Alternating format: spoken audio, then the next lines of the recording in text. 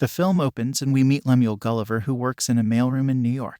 When a new employee gets promoted over him, he decides to become a travel writer to try and impress his coworker crush, Darcy Silverman. Gulliver's first job is to travel to the Bermuda Triangle, where he will be at sea for 3 weeks. Soon he is off on his adventure and steering a boat in the open ocean. Later, he comes across a storm and is hit with massive waves. He puts on some floaties as the ship is sucked into a giant inverted whirlpool which has formed. Gulliver screams as he falls off his ship and through the hole, and the screen goes dark. When he wakes up, he thinks he is paralyzed and feels something crawling on him, which he assumes are ants. Gulliver looks up and sees people that are less than 1% of his size. They are soldiers, and one states he is General Edward, commander of Lilliput. They have tied Gulliver up with ropes and accuse him of aiding their enemies, some group called the Belfusians. Gulliver screams and rips off the ropes as he stands up. He thinks he is dreaming, but the army manages to pull him back down and he passes out again. Later, he finds himself tied up and paraded through the streets of Lilliput.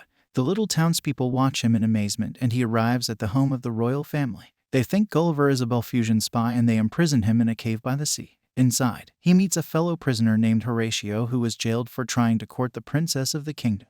For the next few days, Gulliver is forced to carry out labor for the tiny people. One day he is working in a farm when the Belfusians sneak into Lilliput and set fire to the buildings. They try to kidnap the princess, but Gulliver saves her and carries her away in his hand, and the enemies retreat. Meanwhile, the buildings are still on fire and the king is trapped inside. Gulliver sprints over to it and the princess begs him to do something. He hesitates for a second, then unzips his pants and urinates all over the building. It puts out the fire and the king praises Gulliver, calling him their savior. That evening, he is invited to a royal dinner and agrees to go if Horatio can be freed and attend. At the dinner, they ask Gulliver where he is from because they suspect he may be from the island where they dare not go. He assures them he is just from Manhattan and makes up some stories to appear cooler, such as being the president. Later, the kingdom builds him a beautiful large house to stay in while they search for his missing boat. With his free time, he helps Horatio get with Princess Mary by feeding him lyrics from Prince, which he claims is his own. Mary still has to pretend to be in love with General Edward for now, though. Days later, Gulliver is informed that the army has found his ship. They plan to fix it up for him to go home, but Gulliver finds his cell phone. When he checks the voicemails, he hears his crush Darcy get angry at him for faking his resume to get the travel job. She tells him to stay wherever he is hiding because she doesn't want to see him again. That night, Gulliver decides to remain at the island, and the king allows him to stay as long as he wants. This angers General Edward, and when he complains, he is demoted from general and replaced by Gulliver. Edward is so angry by this that he sabotages the kingdom's defense system. The Belfusians see this and begin to attack from sea. They sail in on warships and Gulliver is summoned. Edward tells him he must defeat the attackers because he is the general, and he smirks, thinking he has no chance. Gulliver then takes off his shirt and wades into the water towards the enemy ships. He tries to negotiate with them to leave Lilliput, but they fire their cannons at him, hitting him in the chest. They get stuck on him and Gulliver thrusts, which sends the cannonballs flying into the Belfusians' ships. Now encouraged, Gulliver picks up the attacking fleet by their anchors and drags them away from the kingdom, and the people cheer for him. He lives like a king for the next few days and gets massages and haircuts from the tiny people. Meanwhile, Princess Mary breaks up with Edward and tells him they are not in love. He goes outside and finds the kingdom has been transformed to look like New York, and Gulliver is a complete celebrity now. This is the last straw, so he joins the Belfusians and reveals a book he found from Gulliver's ship which details how to build a robot. Days later, it is completed and Edward invades Lilliput inside a small robot. He challenges Gulliver to a duel and it is accepted. The robot then transforms and becomes 6 feet tall with big iron fists. Gulliver tries to move it, but he is lifted up and given a wedgie. He surrenders and the townspeople are shocked, but he says he lied about all the stories and he is really just a guy from the mailroom.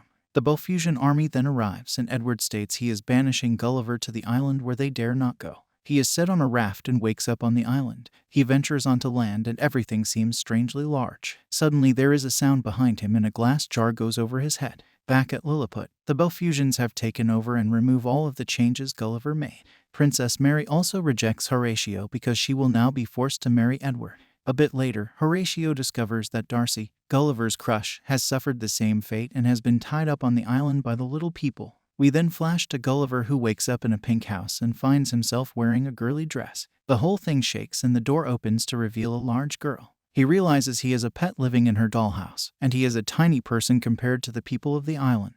Gulliver is forced to act as a doll and is pushed around by his captor. A few days pass and Gulliver discovers Horatio, who has snuck onto the island to warn him about Darcy being captured. He realizes she is only there because of him and he needs to save her. Horatio gives him a pep talk and he takes a parachute from another toy. He then dives off the house and floats over the sea. When Gulliver arrives back at Lilliput, he finds Darcy and the royal family locked up in prison. Darcy confronts him about why everyone is calling her his one true love, and he finally reveals he has a crush on her. Gulliver then tells the king he wants to make it up for them and save the kingdom. He challenges Edward to a duel and charges at him. The two fight, but Gulliver is taken down because the robot is now electrified. Horatio sees he is in trouble and infiltrates the machine and turns off the power. Gulliver takes the opportunity and jumps onto Edward's back and hits the head of the robot. The townspeople cheer him on and he finishes him off with a flying elbow and a wedgie of his own. Gulliver and Darcy embrace, and Horatio approaches Princess Mary and they kiss after getting approval from the king. Everything seems to be going well, but Edward suddenly grabs Mary and holds out his sword. He tries to kidnap her, but Mary is done with him and turns to punch him in the face. Gulliver then tries to apologize to Darcy, but she just turns and kisses him too. With his last act, Gulliver breaks out in song and convinces the two rival kings to stop their constant wars, and they all dance together. Darcy and Gulliver then sail away as the tiny people wave goodbye and they enter the whirlpool. Weeks later, the pair are rising travel writers and Gulliver finally has the confidence to be with Darcy.